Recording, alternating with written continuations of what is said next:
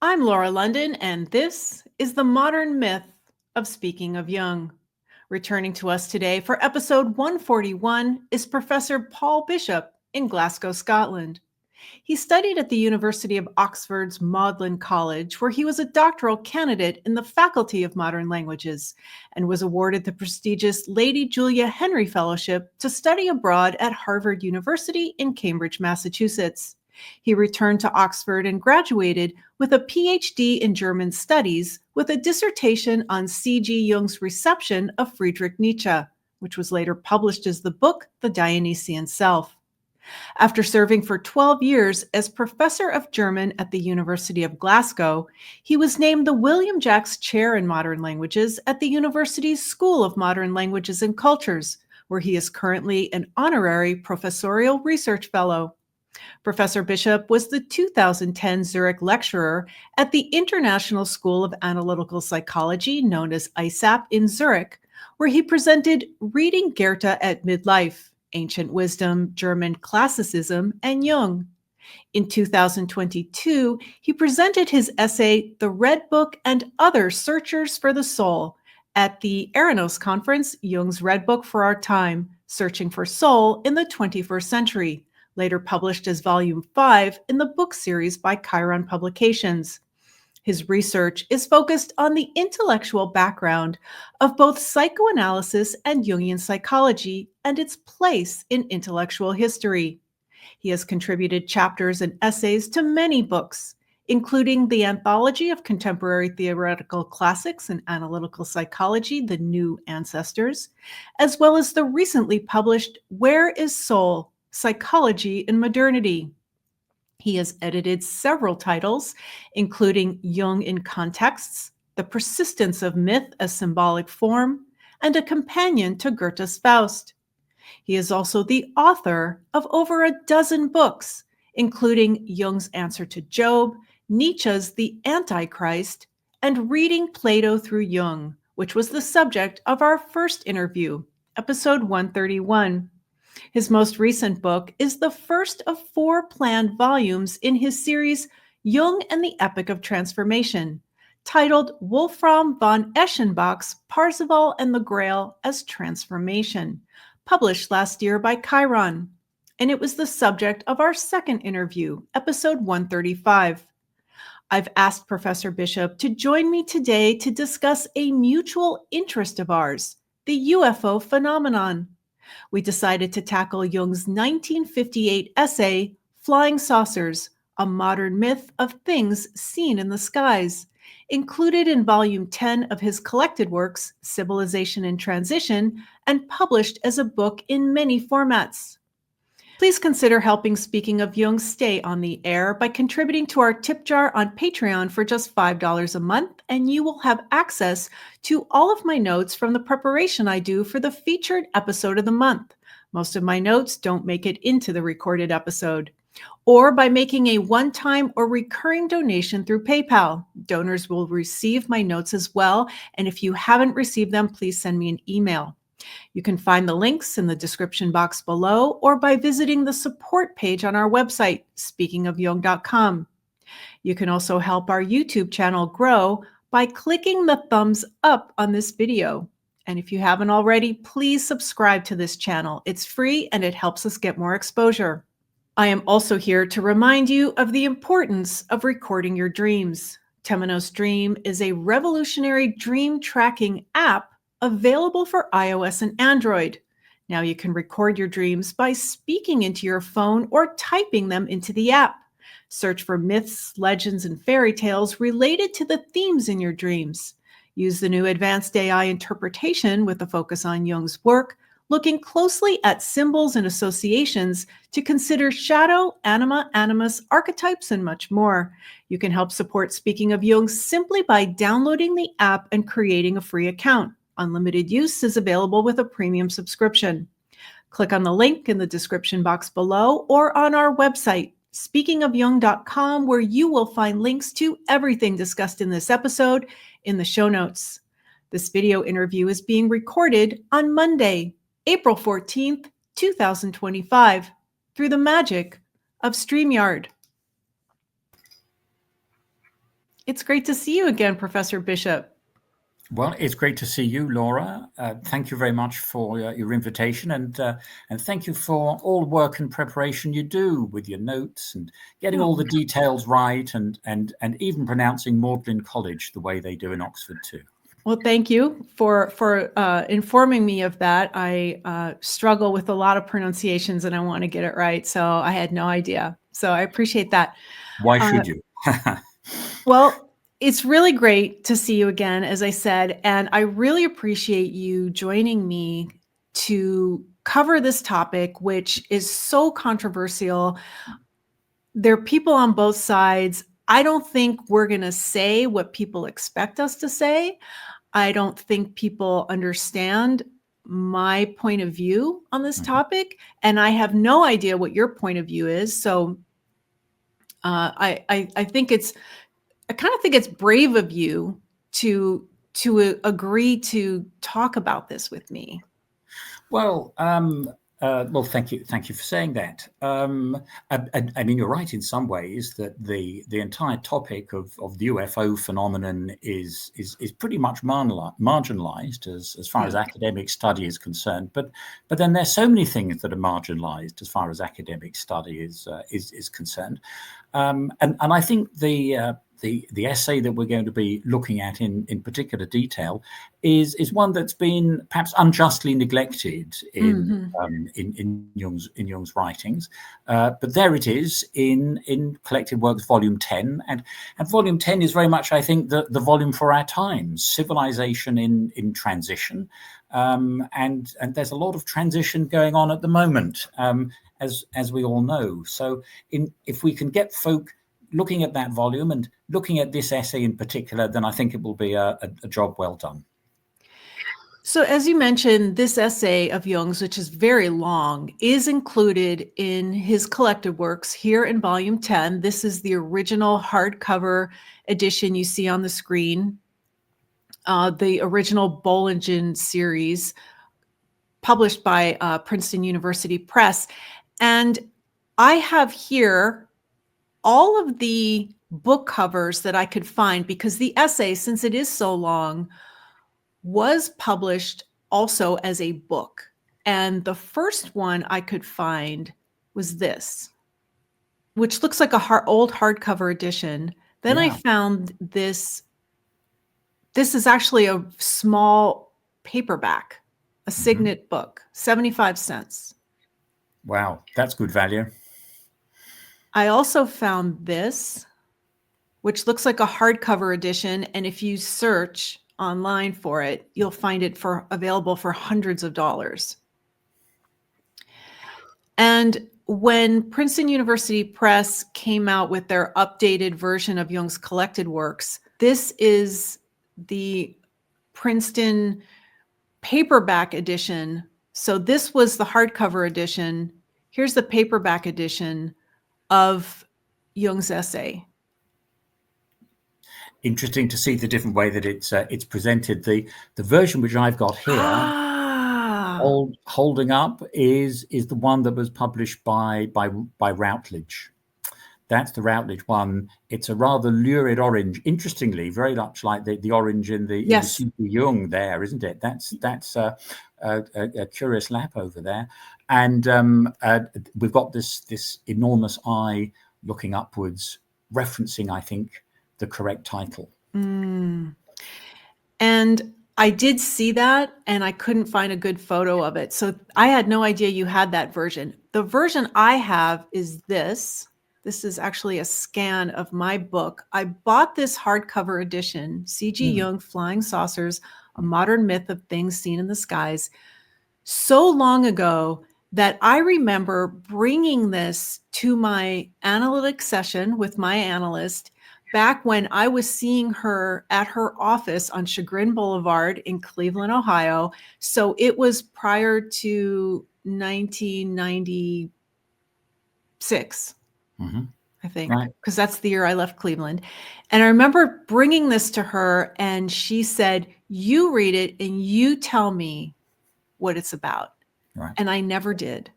I have struggled with this essay for years. I have asked people what they thought of it, who have read it. I have tried reading it with a friend and sharing notes and just gave up. Mm-hmm. I've heard people who aren't Jungians talk about it, and they completely, I think, miss the point. Right. So let's just go over a couple more. This is the current Jung extracts. So they published a series of extracts from the collected works, and they have one on flying saucers, which includes the flying saucers essay in volume 10. And also there's that volume 18 of Jung's collected works, which is miscellaneous writings. So there are things from papers and articles from volume 18 in this as well. So you can just purchase this separately. All of these will be in the show notes. And then the most recent one I found, Professor Bishop, is this. This is new. This was actually from 2023. Yeah, cool. That's very impactful, isn't it? Yeah. So tell us, if you would, how did you first become interested, or why is that book in your collection? That's a very good question. Well, I think that fits into my own experience of coming across Jung as a thinker who was very much marginalized, and of course, having titles like this, like Flying Saucers, is not guaranteed to get you back into the mainstream in some ways. But I think if we look at this essay, to me, it's testimony to Jung's almost uncanny knack of being able to synchronize what he's doing with the big issues and events of the day. Okay. In the post-war period, for various reasons, which we can consider as sociological, but also military, because getting aircraft that would perform extraordinary maneuvers was one of the big things that came out during the Cold War. UFOs were a kind of a big topic then, subject to films. There's the whole sci-fi angle. It's central to that epic series, the X-Files, of course, where this whole question of what's real, what isn't, stretches itself out. It becomes then an extraordinary kind of critique of the modern world and its obsession with security. Has an episode about a pandemic which strikes everybody low, which in retrospect looks quite prophetic. One's tempted to say, and of course, what the X-Files was doing was setting up that classic distinction between the Enlightenment, the critical thinker, the critical rationality, which was so wonderfully played by the role of Dana Scully, Gillian Anderson, as against the iconic remark, "I want to believe," and there's old Fox Mulder working away in his basement, and both of the characters have to change and modify their position, and I think Jung himself is part of this negotiation that's going on at the end of the 20th century, right into our own century.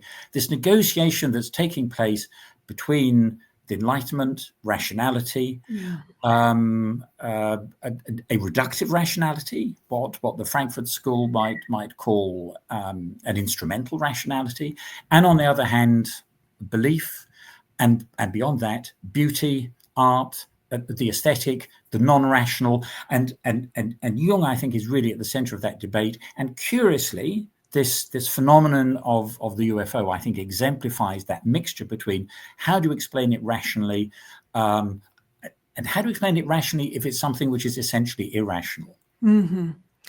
So let's circle back to the beginning, how I was supposed to start this episode, which is that you just got back from a conference in Sweden, and I just got back from a conference in Houston, Texas. And both of us would like to share a little bit about what we were doing to set more of this up. Sure. So tell us a little bit about your time in Sweden and the talk that you gave, which the theme of the conference was the underworld, right?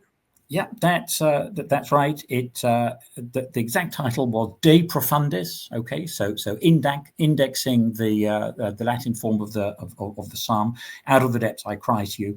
De Profundis, on the transmutations of the underworld.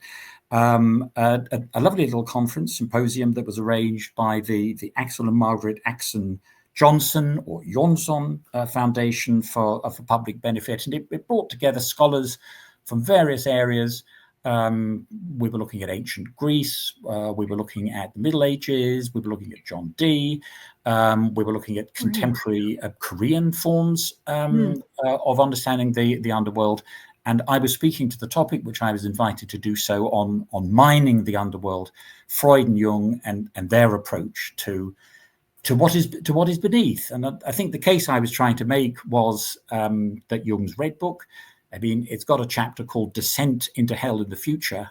I mean, if that isn't about diving down to the depths, I don't know what is. And of course, the theme of catabasis is very important for Jung. There have been some conferences which I've taken part in where we've looked at that theme as well. So it nicely brought together for me various aspects of Jung that I've been looking at, and the members of the Johnson Foundation were kind and generous hosts. So a big thank you to them for hosting me and everybody else for the last few days. That's fascinating. And you were posting photos on Twitter, and your Twitter/X name is @PaulBishop4U. There'll be a link in the show notes. You're posting photos, and thank you for sharing those. I always love seeing that. So again, the name of your talk was Mining the Mind's Depth, Freud and Jung in the Underworld. And we think that will be available on their website at some point. That's the plan. The symposium was filmed. There was also a little interview that they did. They got a couple of us to have a chat about themes that are related from the conference, and I understand that's part of the ongoing work for the foundation to have an online TV channel of some kind. So it's very much work in progress. But if folk go to the foundation's website, they should find updates there as to when all the talks are going to be available. Nice. I will also promote that as soon as it becomes available on speakingofjung.com. Thank you very much. Yeah, and the conference that I was just at was held at Rice University. It was the third time doing this, because Rice University houses something called the Archives of the Impossible. And this year, the topic of their conference was the UFO and the impossible. And it was an academic conference. It wasn't the typical UFO conference like I've attended in the past, which if you've listened to this podcast or followed me on social media, you'll know that I've attended Contact in the Desert and the Conscious Life Expo and even Alien Con. This was very different. I have included here the list of speakers from each of the days. And you'll see here that there was it was hosted by Jeffrey Kripal, who is a professor of religion there at Rice University, and he knows a lot of our guests, and a lot of people are very familiar with his work because he does a lot of podcasts. And do you know Professor Kripal? Not personally, but you're absolutely right. Through podcasts and interviews with him online, yeah, he's a big figure. Yeah, and his most recent book, How to Think Impossibly, he cites a guest of this show, Dr. Harold Ottmansbacher, quite a bit in that book. So I'll provide a link to that in the show notes. But anyway, I don't want to spend too much time on this. Diana Pasulka was our guest in episode Q14, our quarantine series. She is a professor of religious studies at the University of North Carolina, Wilmington. And I actually got a chance to sit down with her for a couple hours one-on-one just to kind of share our ideas with one another. Professor Gary Nolan from Stanford and Timothy Gallaudet, a retired Rear Admiral in the U.S. Navy. There was a retired colonel from the U.S. Army, astronomers, physicists. Page 2 of this program, there was a panel discussion on the ethics of contact, and another one of our quarantine series guests, Mike Cleland, was a speaker. And there was a panel discussion on religion and the UFO with professors from the University of Chicago, Claremont Graduate University, Benedictine College, Loyola Marymount. And there was a fireside chat with one of the original remote viewers, Paul Smith, who has a Ph.D. in parapsychology now. And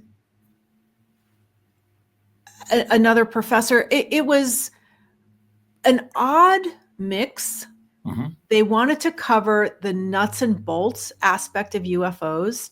They also wanted to represent experiencers and what that means, people who have actually seen UFOs, people who have reportedly experienced interaction with UFOs and beings from the UFOs. They call themselves experiencers. And then the religious aspect of this as well. There were several professors of religious studies here.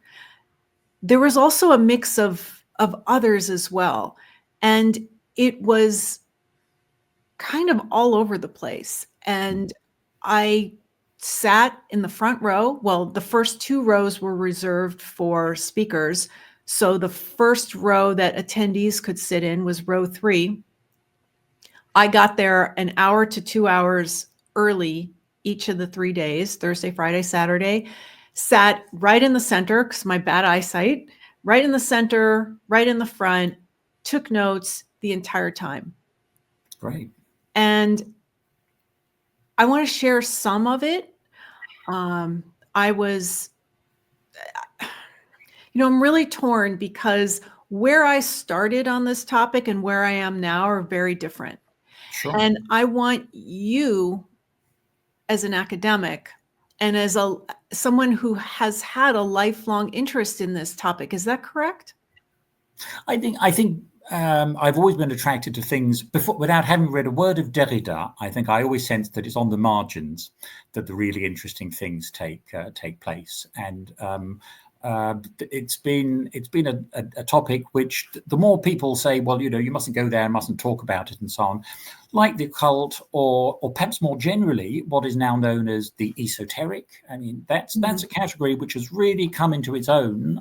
Would you agree? In the last few years, and it's almost sort of become mainstream and right. and so on. So it's something where I'd say that I've always kept an eye on the developments that are happening there, and it dovetailed, of course, with my growing interest in Jung, who, as we've been saying, writes this essay and has this little collection of communications and letters in volume 18. So the two things sort of nurtured each other mutually, I'd say. Mm-hmm. Well, I want to say, make no mistake, this essay is difficult to understand because it is a mixture of facts as far as what news reports have come out of sightings, of things that people see that they can't explain and they can't identify. And I have something to say about that. Yeah. Secondly, as a clinician, as a psychologist, as a psychiatrist, because he's both. He started off as a psychiatrist. He has a medical degree, an MD, and he developed a psychology. He cites clinical examples, specifically dreams, and the drawings, the paintings from people who have had UFO dreams, and then his theories on projection, cultural complexes, associations, the collective unconscious. So there's a lot in here, and Jung is not an easy read. And anybody who says he is not understanding what he's really saying. Yeah, no, that's right. Where would you like to begin in covering what Jung says in this essay? I mean, where do we begin? I have, as usual, I have pages and pages and pages of notes here, and there's no way we can get to all this. And I was trying to organize it, and I simply couldn't because I kept going off on tangents. Yeah, no, I share your sense of the difficulty that one encounters when reading this essay, and in some respects, we find those difficulties with other writings of Jung as well. I mean, I'm thinking of the very first big book, Symbols and Transformations of the Libido, and it shares that quality of being all over the place, as it were. I mean, it's dragging in material left, right, and centre. And you've highlighted the kind of prodigious number of themes that Jung manages to fit in the pages there. So I think that's one an analogue that we can find elsewhere. I think of another work which is about the same time, 1951, a little bit later, Answer to Job, which again has a very complex architecture, and I think Answer to Job, which is for me in many ways perhaps the best piece of writing that Jung ever did. Yeah. The structure really does pose challenges for the reader. And I think we have to say, well, is this incompetence on Jung's part, or is it rather that the whole thing is to restructure the way that we have an understanding? And I think that the only way to approach Answer to Job, from my point of view, is to make a photocopy, cut it all up, rearrange it on the on your living room floor, and then get a sense of, so the chronology that Jung presents is very different from the biblical chronology, and there's a tension that's being played out in those two things. Yeah, I'm planning on doing an episode about that, but haven't gotten there yet. So this essay and our experiences. Yeah. Let's go. So Let's go. It was published I think it was written in 1958, published in 1959. Yeah. Widely published in many different formats. I've counted 12 covers so far. He mentions flying saucers, which let's talk about that term. That's what they were originally called, flying saucers, here in the United States anyway, flying saucers. Yeah. Then UFO, short for unidentified flying object. Now, recently, I'd say within the past 9 years, UAP, unidentified anomalous phenomena, specifically because they have been seen coming out of the water. Yeah. So that's not flying. But to me, they're still flying because they're moving. Yeah. How else are they moving, getting up into the air? Anyway, UAP is the new term. I'm not using it right now. What do you think of the term flying saucers and how Jung specifically focuses specifically on the round shape throughout this essay? Now, since then, there have been other shapes. No, I think that's a good starting point. I mean, the actual term flying saucer is in some way has a sort of skepticism built into it. I mean, it's a slightly ridiculous term in some way. Right. UFO or whatever the modern acronym is I suppose a sort of reaction to that and so on. For me, I think the most important thing is that while the essay is ostensibly about flying saucers, about UFOs, it isn't in the original title. It isn't in the original title. Okay, tell us. So the original title doesn't mention flying saucers. It's when it's published in English form that gets added. Yeah, and so in the German original, which was the basis of the translation by Hull, you just have what we know as the subtitle. So if we take that flying saucers out, I think that can help us get into the essay.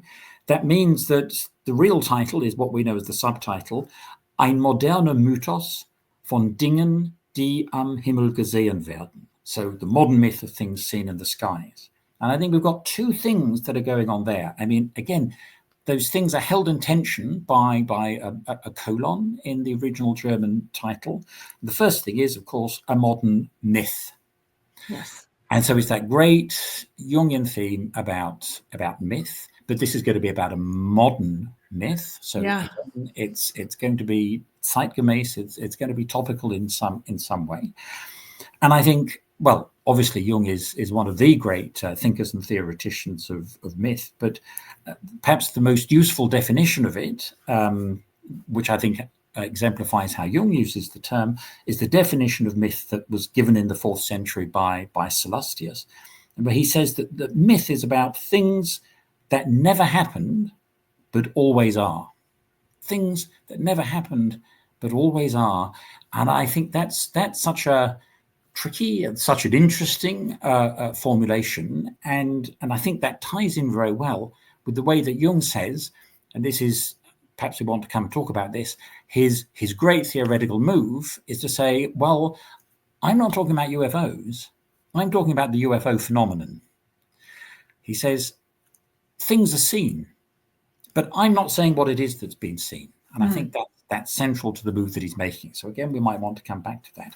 Second part of the title, in German, von Dingen, die am Himmel gesehen werden, slightly occluded, slightly less obvious in the English translation of things seen in the skies, but it comes across very, very strongly in the German, the biblical allusion. The biblical allusion to things will be seen in the skies, the signs that will be seen in the skies, in the great eschatological passages that one finds in the Gospels, one finds in Luke, but also in the Acts of the Apostles, in the Revelation, the idea of the signs in the heavens.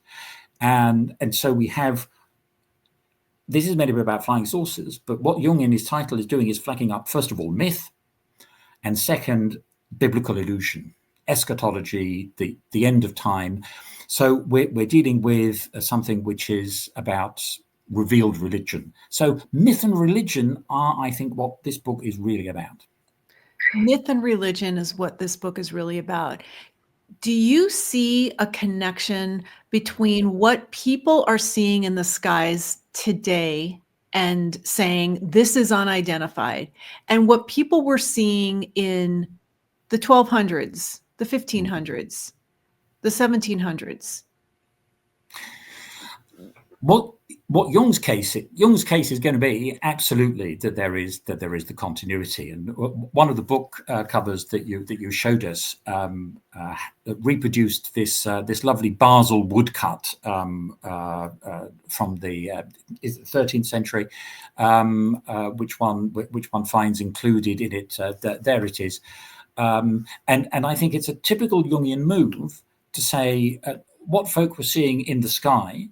In the 12th, 13th, 14th century, this directly connects with what people say they're seeing in the sky now. And I think I'd emphasize that point. That's what it seems to me that Jung is always very careful to emphasize, that it's about what people say they're seeing. And Jung is not going to weigh in on determining what it is that they have or haven't seen.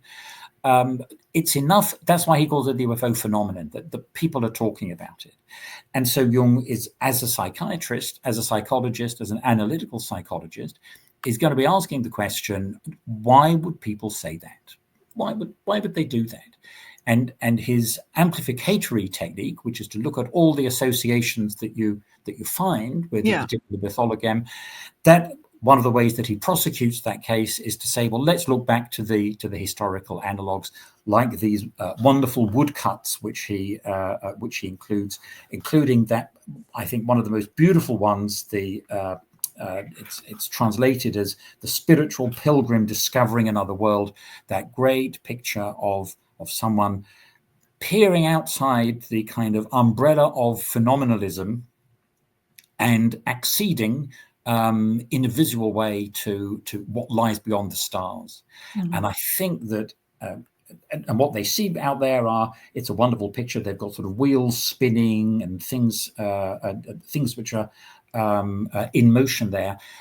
Jung is trying to connect what people are saying in the 1940s, 1950s, 60s, and so on, is connecting back to what their forebears will have seen, where there is where the religious connection is much more obvious. Today, I think Jung would always say that connection has become attenuated, but Jung is wanting to track it all the more keenly. That's at least what I would see him doing. Mm-hmm. So I did some research on when was the first UFO sighting in the United States, and they seem to be mostly in the United States, but certainly they're not just here. Yeah. And what I noticed is that they seem to correlate to the United States military and our aircraft. Yeah. So we're going to get to that. Yeah. But what I found out and didn't know is that the first recorded sighting, which when you just asked that general question, when was the first recorded UFO sighting in the United States? I get two conflicting dates on the Kenneth Arnold, who was a pilot who saw several UFOs near Mount Rainier in Washington State. Mount Rainier is this big, beautiful 14,000-foot mountain that's with a glacier on it. It's covered in snow year-round. And in 1945 or 1947, no, that was not the first recorded sighting. The first recorded sighting I found was in 1639, when near Boston, some people were on a river, or they were in marshland, and it was at night, and they saw something. Well, in 1639, they didn't at that time know about this phenomenon about the combustion of gas from decomposed organic matter, and that happens over marshland at night. So there are all kinds, what I'm trying to say here is that there are all kinds of things that happen naturally in nature. And it's what's interesting, and what I think Jung was focusing on with this essay is not what's happening in the external world, but what's happening in the internal world, and what happens in the psyche when we see something that we don't understand. This is the whole point here. When we see something we don't understand, we can't identify, what do we project on it? Yeah. That's what this is all about. Yeah. So I used this example. I was in Seattle a few years ago, maybe 10 or 15 years ago, and I was photographing the bay, Elliott Bay. And because there was this beautiful, odd-looking, kind of round rainbow with a light in the sky. This was during the day. And I photographed it because I had never seen anything like it. And I'm always looking at the sky. And I posted it on Twitter, and somebody, sure enough, told me it was a sundog. I had no idea about sundogs, and they sent me a link to read about sundogs. So what I'm trying to say is I saw something. I didn't know what it was. Isn't it interesting, the conclusions that we jump to? So I didn't jump to that it was a UFO or that it was something supernatural. It was something I'd never seen before, very unusual. I photographed it. Where are all the photographs of all these other things people see? And then it was identified. Just because we can't identify something or don't know what it is doesn't mean it's from an alien species. So what I think Jung was looking at is the psyche of the individual having the sighting or having the experience. What are their associations? What's going on in the psyche? What do you say to that? I think that's a very persuasive way of looking at it, Laura. I think I think you've focused in on several really important things. One is that one response is obviously sort of wide-eyed belief in anything.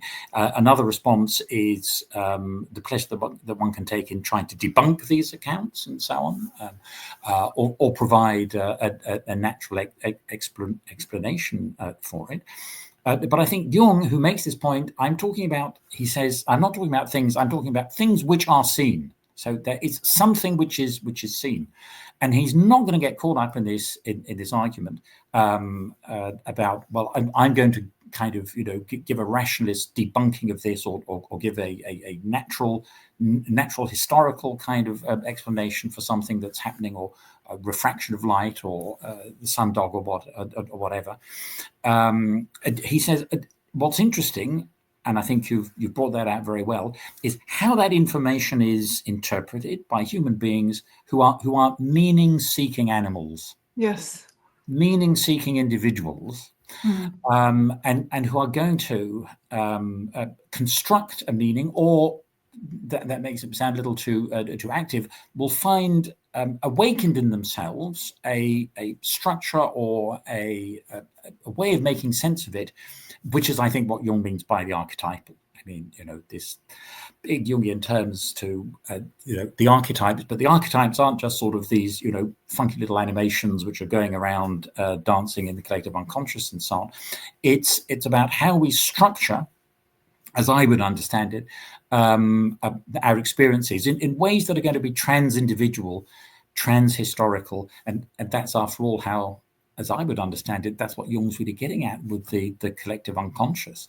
It's going to be a propensity for human beings, as meaning-seeking animals, meaning-seeking individuals, that they're going to be patterns of construction of meaning that go on, or preformed senses of meaning into which these experiences are going to fit.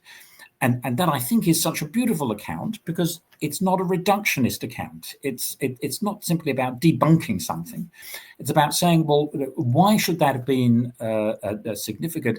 And I think this then ties into the way that Jung associates certain geometric patterns, circles being one obvious case, quaternities being another case, as being expressive of this key Jungian notion of totality. So what one finds in that Basel woodcut, what one finds in these other accounts and illustrations, including the ones that Jung looks at from the Dreams of Patience, but also modernist artwork as well, it's going to be as how do these dreams, how do these works of art perform this totality creating function which Jung identifies with the creation, the discovery of the self. Mm-hmm. So I want to mention that you and I are obviously coming from two different backgrounds. You're a professor, you're a Jung scholar. For me, I live in the United States, where UFOs are a thing. And I also neglected to mention, I know I've mentioned this on other episodes, that starting in the 1980s, the late 1980s, when I was living in Cleveland, Ohio, I would attend monthly meetings of the Cleveland Ufology Project. It happens to be the oldest continually meeting UFO group in the United States, if not the world, I think. It's been meeting since the 1950s. And for the record, I have never seen a UFO. I have seen things in the sky that I couldn't explain, but nothing that makes me think this was a UFO. I've not had alien abduction experience. That's another thing. So there are two things that I didn't mention.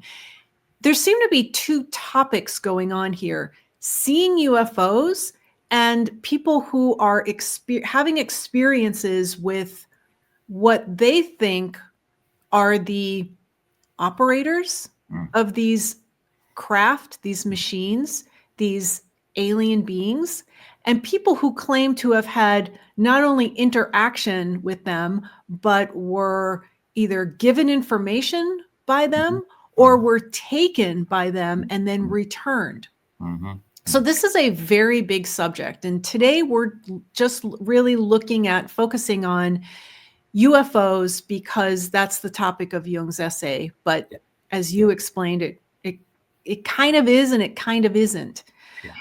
I would like to, we're probably going to go long here today. I would like to go through these notes in Memories, Dreams, Reflections, which is Jung's. It's called his autobiography. Let's just call it that for now. Yeah. The protocols are coming out later this year. Sometime in December. Soon. December is the publication date. So let's see, right? A perfect Christmas stocking gift. Wonderful. There you go. Right. Worldwide rumors of UFOs, this is Jung in Memories, Dreams, Reflections, of which we began to hear as early as 1945. This is what I'm saying, 1945 is the year that we, the US, dropped from airplanes 2 atomic bombs on Japan. UFOs were people started seeing UFOs in 1945, the same year that we, with aircraft, dropped bombs on Japan. I mean, what I'm trying to say is that it seems to me that these unidentified flying objects could be experimental aircraft. So why I say that, what's implied there is all the testing that had to occur before we had the capability to drop an atomic bomb. First, we had to have the aircraft to do that. Then we had to have the bomb technology, then the ability to drop a bomb on a target.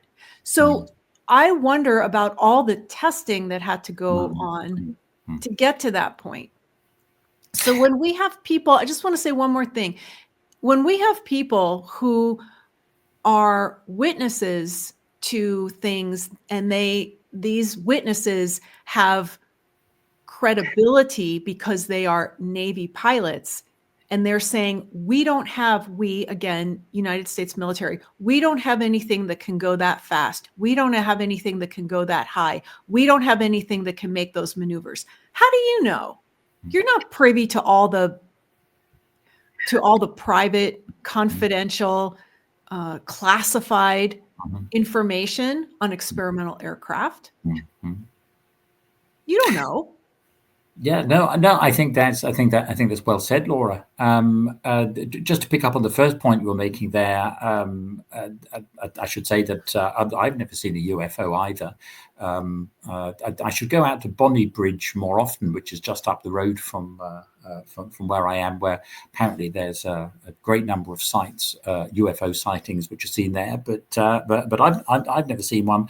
I've not been abducted, or if I have, then the memory drug is really working very well. I have no recollection of it at all, and I'm quite pleased about that. I'm not sure I want a tractor beam coming into the room and taking me out. So I don't have any experiences like that I can draw on. But crucially, nor does Jung. I mean, and Jung makes the point very clearly in his essay and in the collection of statements, which is there in volume 18. He says, I've never seen one either. So it's, but that in a way qualifies him to talk about it. And I'm going to sort of ride on the back of that and say it qualifies me to talk about it as well, because in that sense, I don't have any particular skin in the game. I'm not, likewise with yourself, we're not trying to persuade people of, that whether or not we've seen something and whatever the construction is that we're going to put on it. But I think Jung's important point is there are people who say that they have seen these things. And there are people who say that they have had these encounters and so on. And that is a phenomenological fact. I mean, that's what he's seeking to explain. And one obvious reason, one obvious explanation, which kind of shuts down the debate, is to say, well, these people simply bonkers or whatever, and to dismiss it out of hand that way, as people would also do with ghosts, as people also do with the occult, as people would also do with other fringe areas and so on. But Jung, shrewdly, is so much more nuanced. He's not going to commit himself to a particular epistemological account. He's not going to explain, well, this is going to do with military aircraft, or this is going to do with weather balloons, or whatever. But there are people who choose not to accept those explanations. And I think they're very good explanations. And I think you're absolutely right to draw attention to this a coincidence, which is more than a coincidence, between military actions taken in 1945, and then this is where the number of sightings really takes off.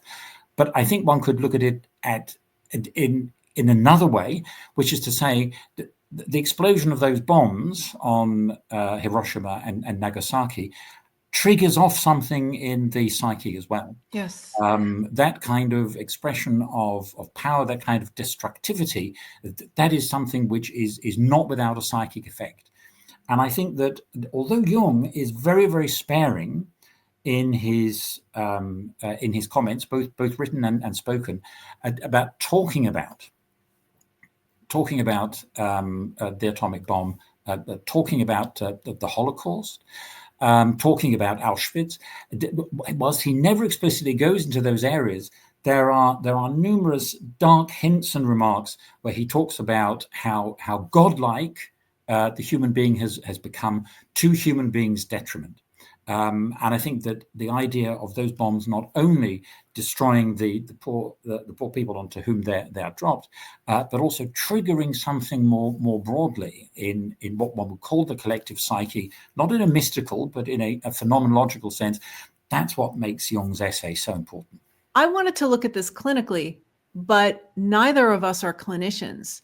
And what I neglected to mention when I was showing the program from the Archives of the Impossible conference at Rice University, not one psychologist was there.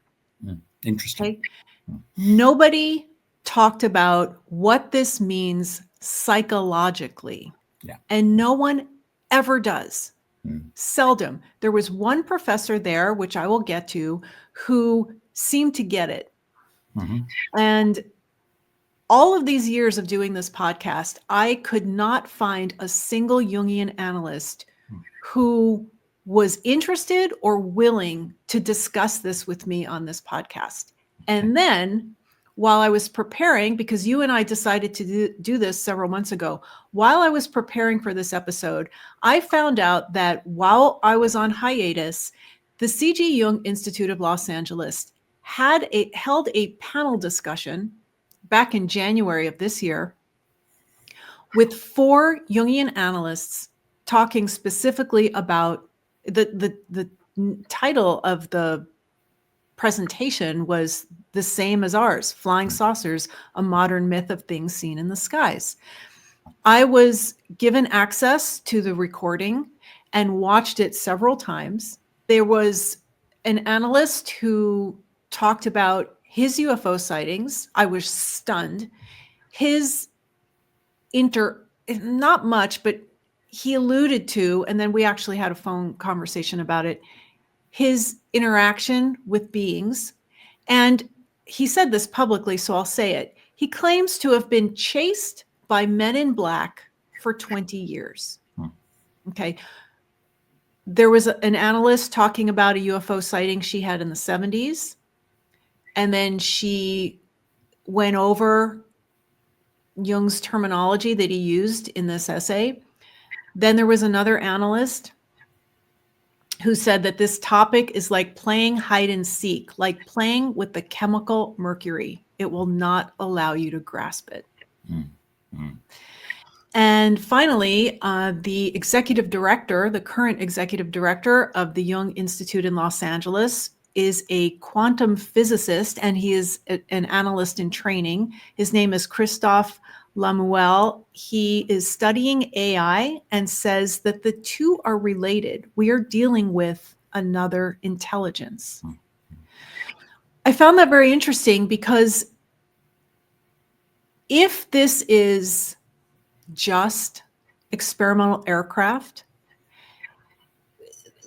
think about this. Not only do we have commercial aircraft and private aircraft, we have military aircraft. We also have space travel, rockets to the moon, developing a rocket to go to Mars. And then also, I have a friend who was the PI for the mission to Pluto. So man, created a device that can go to Pluto. And it went beyond Pluto. All of this involves a lot of experimentation. So how is it that we're dealing with another intelligence? Where is, I don't want to say where's the proof, but where is the proof? I'm mad. So speaking of that, you wanted me to mention some of the things that I heard at the Archives of the Impossible. And I have to scroll through my notes. Professor Gary Nolan from Stanford University said that we should be talking about this in a mature and professional manner, using the rigor of academic limitations. But then he went on to ridicule people who said, "Where's the evidence?" And his response is, "I'm not your daddy."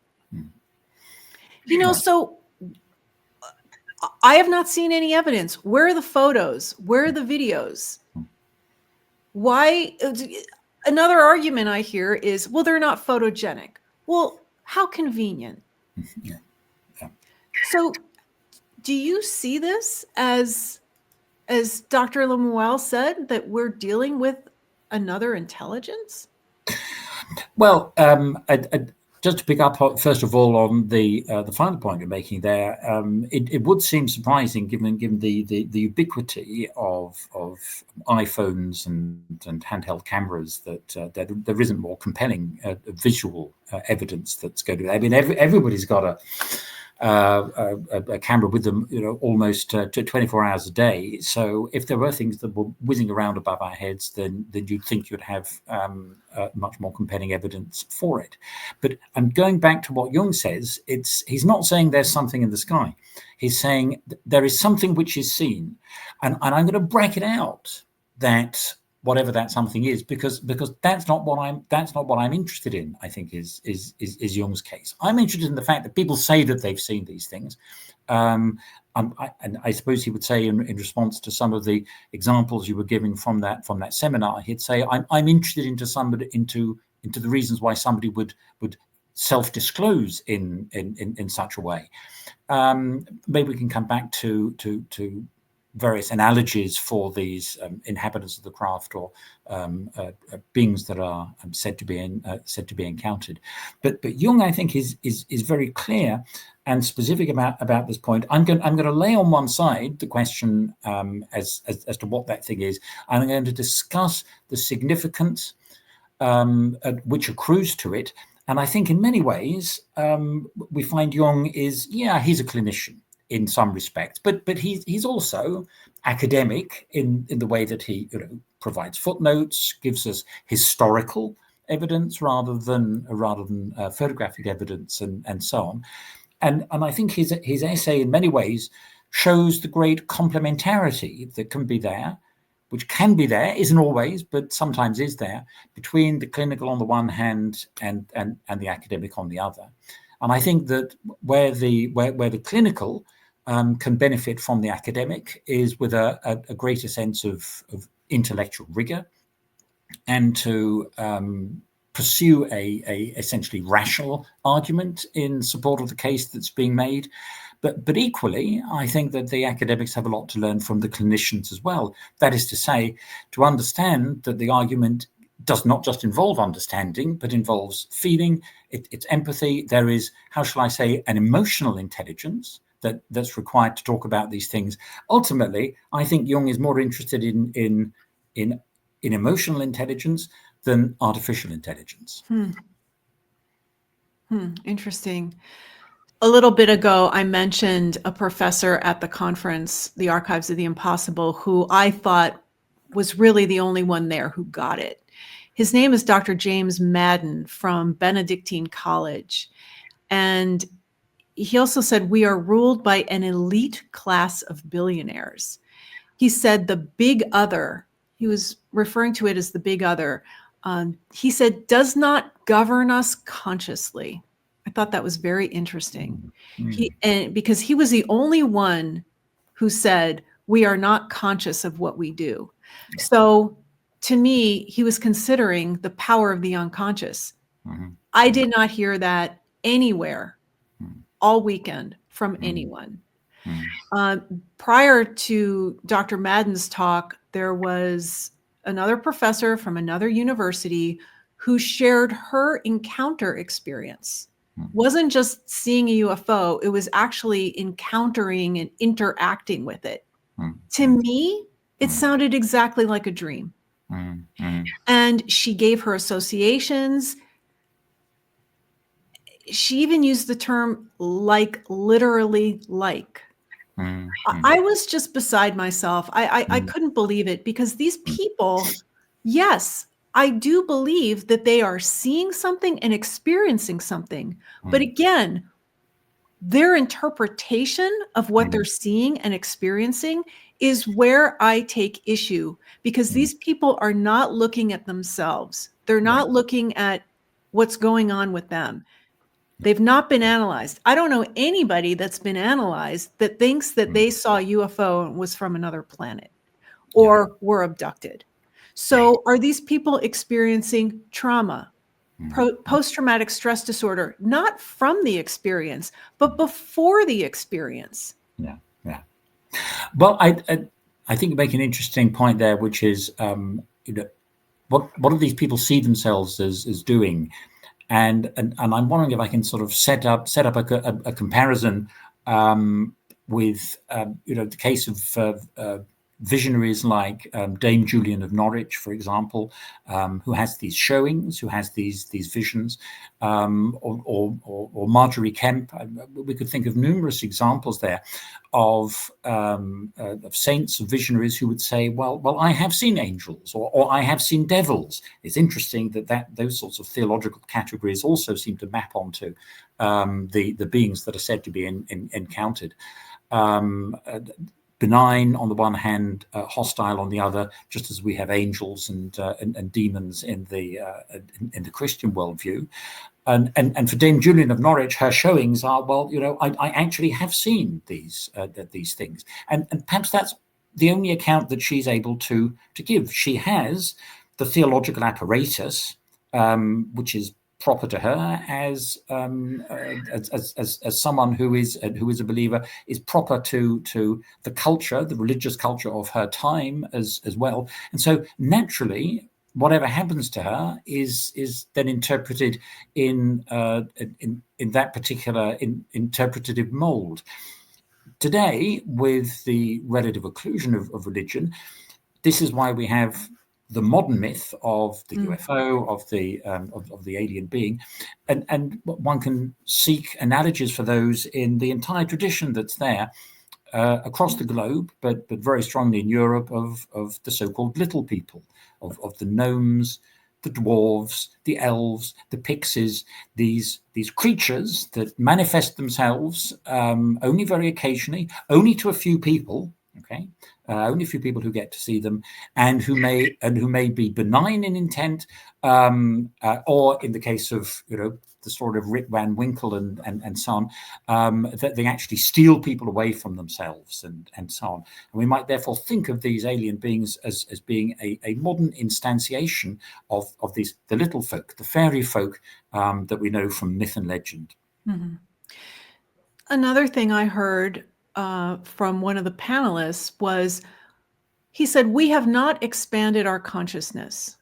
And I thought, yeah, what have you done to expand your consciousness? I entered into analysis not because I was mentally ill, but because I wanted to become more conscious. So I just heard a bunch of people sitting around saying, we haven't done this, we haven't done that. And I thought, what are you doing as an individual, instead of blaming the group or society or your country or your race or your religion? It's your responsibility to tend to your own psyche. And I wonder how well do these people know themselves, their complexes, their projections, their shadow, their anima or animus. I just kept hearing a bunch of words thrown out, bunch of big words, word salad. When they would say we, I'm thinking, you really mean you, but are you owning any of this? Yeah. Are you owning any of this? So remember I said that there were 3 groups represented, the nuts and bolts, as far as the speed of these UFOs, what they look like, how they appear, how they moved, the G-forces, all of those things, the nuts and bolts of structured crafts that we're seeing, but we have no photos of. Then the experiencers. To me, my concern is, and it's a big concern that I have with these experiencers, is they tend to develop groups, and they get into this group think, and they all reinforce each other instead of saying, I need to find out what's going on inside of me. I need to enter into psychoanalysis to find out what's going on in me. They struggle, they suffer, they're outcasts, they're ridiculed, they are experiencing post-traumatic stress disorder. But what are they doing to tend to their own psyche? You can't do that just with somebody else just like you. It's not going to work. And I don't see these people getting treatment. No.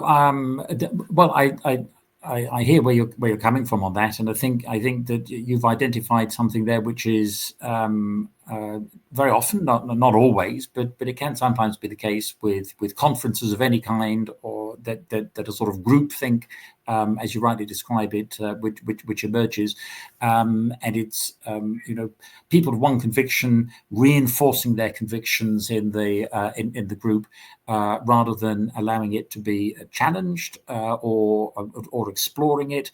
And I think I can understand why you think that there would be something which is clinically problematic about it.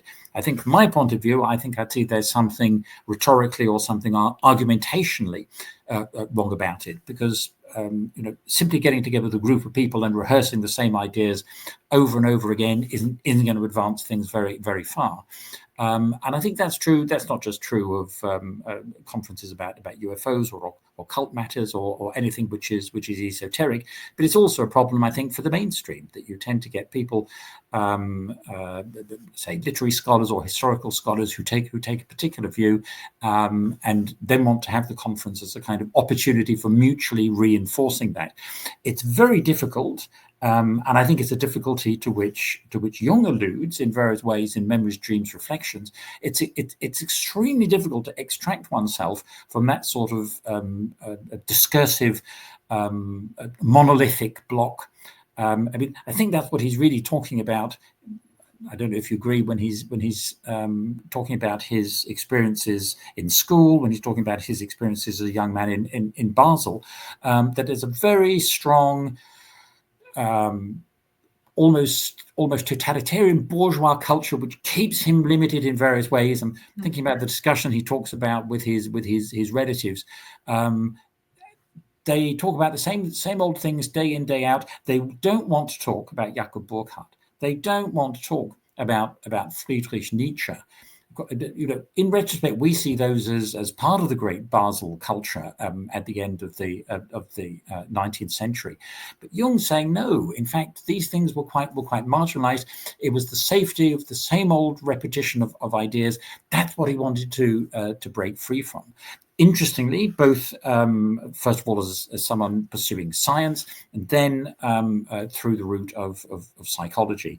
And I think one could see his entire 20 works as continually launching an appeal to self-reflection on the part of the reader. Why do you think the things that you do? Look at all the various analogies he's going to say, and he can point to historical examples in Western culture and in non-Western culture, across millennia, and say, look, if you understand that there's an analog for what you're experiencing, you'll be able to process that for yourself so much better. That's why there is this therapeutic dimension to the interest in myth and legend, which is equally, I think, part of the historical cultural project of analytical psychology as well. Interesting. Thank you for sharing that. I'm going to jump in with back to the Los Angeles Jung Institute panel discussion. The analyst Mary Beth Carter made the point of asking, what are we hoping for with all of this? What are we needing? What is it that you need for greater psychic balance? I mean, spoken like a true Jungian analyst, right? Yeah. What's out of balance here? And that's, I think, what I'm seeing these experiencers not considering. They're not considering any of this. Yeah. How is this a compensation for what else is going on in your life? Because it's so interesting then when you mentioned pixies and fairies and only certain people can see them. Why is it that I can't? I've never seen a pixie or a fairy. I remember being outside of Cle Elum, Washington, and going in this field where they were supposedly seeing leprechauns and water sprites in the stream, and not seeing anything, thinking, why can't I see these things? Well, maybe the people that can see them, they've not worked with the unconscious. Mm-hmm. I just want to say that. I just want to put that out there. Maybe they've never worked with their unconscious. So you think this projection into, because I think that comes very close to one of the things that Jung proposes as an explanation, is when he's talking about the fact that UFOs seem to be able to be tracked through the use of radar, that he suggests that in some sense it's possible to create a projection which has some sort of solidity or can be tracked by radar or whatever. And I think that's an interesting idea, because it's this way of overcoming this Cartesian dualism between the rational and the physical, the sensual world. And I think your point there about if there's something which can be projected out into the world, it's not that all the dancers, all the pixies and fairies are dancing around waiting to be seen, but they're waiting to be projected from within the individual outward. And I think that's a dynamic which underpins Jung's thesis as he presents it in this essay on flying saucers as well. Well, now I want to be clear here that I did it. I was mixing the two, the UFO and the seeing beings, whether they be fairies or aliens. I do believe people are seeing something in the sky. I'm not saying that they're projecting. Now, again, it could be a sundog, marsh gas. I know that sounds ridiculous, but we see things all the time that we've never seen before, that we don't have any explanation for, because we're not educated on that topic. But there's usually an explanation in nature for it. There are unusual things that occur that are rare, but still, it's nature, it's natural. My concern is what people are projecting on it. If you see experimental aircraft, secret technology, drone technology, very advanced drone technology, maybe that isn't ours, maybe that's from another country, and you're saying that's a UFO from another planet piloted by aliens who visit me at night, that's where I question that narrative. And what is it in you that came up with that? Let's put Jung's terms aside. What is it in you that came up with that whole story about what you saw? What does it say about your psychology, your unconscious? And something else that I keep forgetting to mention, and it's somewhere in the notes, I'm not going to look for it, I'm just going to talk. One of the other things I hear a lot is that when you mention dichotomy, I hear people saying, it's either this or I'm crazy, or I'm bonkers, or I'm a nut job. You know what? There are lots of different forms of mental illness. Mental illness isn't maybe what you think it is. No, for sure. So for the people that I see and encounter and experienced in the groups, and not just at the conference, but for the decades since I got into this in the late 1980s, there are a lot of wounded people walking around. There are a lot of people with unresolved trauma walking around, unresolved issues walking around, chemical imbalances walking around, untreated. So don't tell me that mental illness does not factor into this. And for you to say, well, I know this person isn't crazy. What is crazy? What does crazy mean? If you have unresolved trauma, that doesn't necessarily mean you're crazy. It means that you are wounded and you're going to experience symptoms, maybe more than a neuroses, more than that. And left untreated, it's going to regress. And it's going to come out some way, somehow. No, I think that's well said, Laura. And it just occurs to me that there's a passage, I think, where Jung speaks very directly to the kinds of issues Okay. that you've been talking about. He says this is in the first chapter, page 15 in the Routledge edition. At any rate, he says, "Hence there appear signs in the heavens." Okay, and that's this biblical echo that I was trying to emphasize earlier. Hence there appear signs in the heavens, superior beings in the kind of spaceships devised by our technological fantasy. From a fear whose cause is far from being fully understood and is therefore not conscious, there arise explanatory projections which purport to find the cause in all manner of secondary phenomena, however unsuitable. Some of these projections are so obvious it seems almost superfluous to dig any deeper.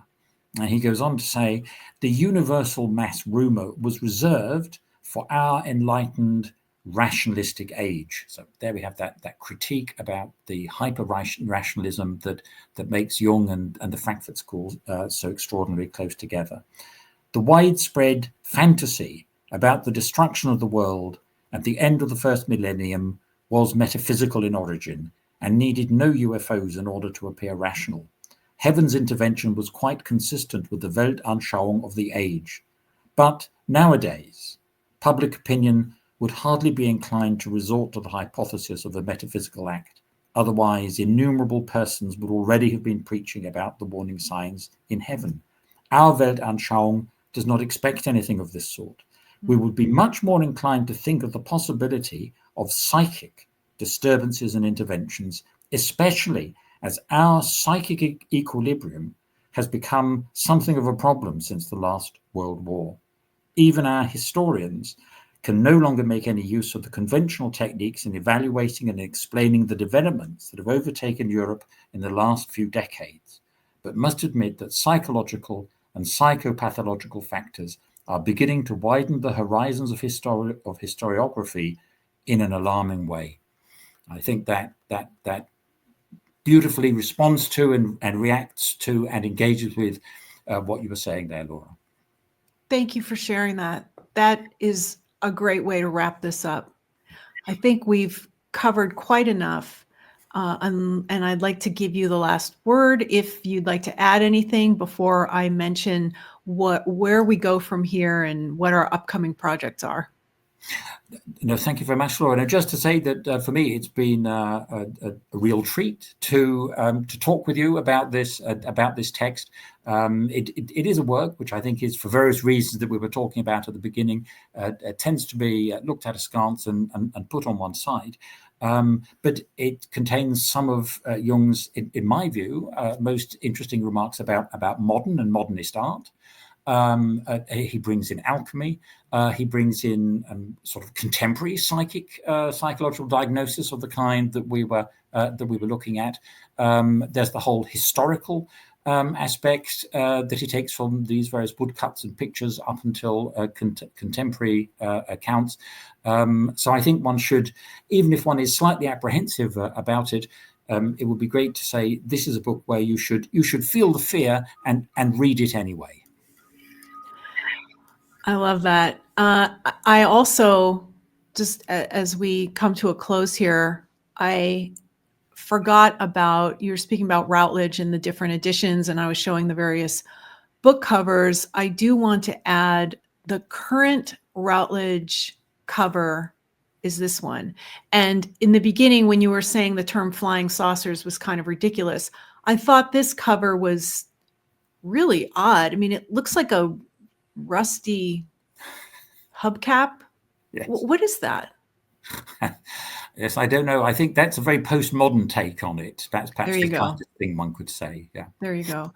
So I would like to end with saying a little bit about a presentation that you're going to be giving at the end of the month for the Scientific and Medical Network. I will be attending as well. This will be on April 30th from 7 o'clock to 8:30 p.m. UK time. Your talk is titled Goethe and Jung on the Stages of Life. What does that entail? What that entailed? Well, that's a very good question. I don't want to give it all away, but Sure. I'm really trying to explore this idea that we find both in classical times, ancient times, about the idea of the stages of life. It's an idea that we also find classically, of course, with Jung as well. The paper, The Stages of Life, in volume 8. But also we find it in the writings and in the thought of Goethe as well. And he has two, to my mind, utterly astonishing phrases. One, he says, is that the human being must be ruined. And he says that the natural genius experiences a renewed puberty. I'm going to try and make sense of that and put out some ideas, and really looking forward to the discussion that takes place afterwards as well. So thank you for mentioning this event that the Scientific and Medical Net webinars are going to be putting on for us very soon in April. Yes, and it's on a Wednesday, and it will be online, as I said, and I will be there. And I really look forward to hearing about the stages of life. Very important. Look forward to seeing you there, Laura. Thank you. Yes, well, thank you again for joining us. And we look forward to the next 3 volumes in your series. We spoke about the first volume in episode 135. You have 3 more coming up. And just briefly recap them for us. What do we have to look forward to? Yeah, well, the Parzival one came out last year, and you and I talked about that. The next volume, which is on Goethe's Faust, is in the pipeline with Chiron at the moment. Is it? Okay. It is. They're working away on that. They're a great publisher to work with. Really enjoying. Yes. Really enjoying working with Chiron. They've been absolutely fantastic. Yes. And after Goethe's Faust, it's then Nietzsche's Zarathustra. So that's something I'm going to be looking at over the summer. And if I can make it to the end, then volume 4 is going to be on the epic of transformation for our time. It's going to be on Jung's Red Book. Really looking forward to that. And I hope that we get to do episodes on each of those volumes.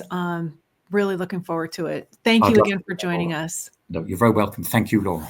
Speaking of Jung is not just a podcast, it is also a website. Please visit speakingofjung.com, where you will find extensive information on the life and work of C.G. Jung, show notes and audio downloads for all of our 163 episodes, a comprehensive books page, a blog, and now a monthly email newsletter, which you can sign up for at the bottom of our front page.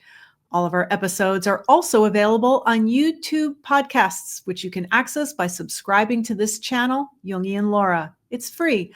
Just click the subscribe button below. I created Speaking of Jung almost 10 years ago. This year is our 10th anniversary, and all of our content is still free to access, but it is not free to produce. Please consider contributing to our tip jar on Patreon for just $5 a month, or visit our support page at speakingofjung.com/support for links on all the ways you can help keep this podcast and our website alive.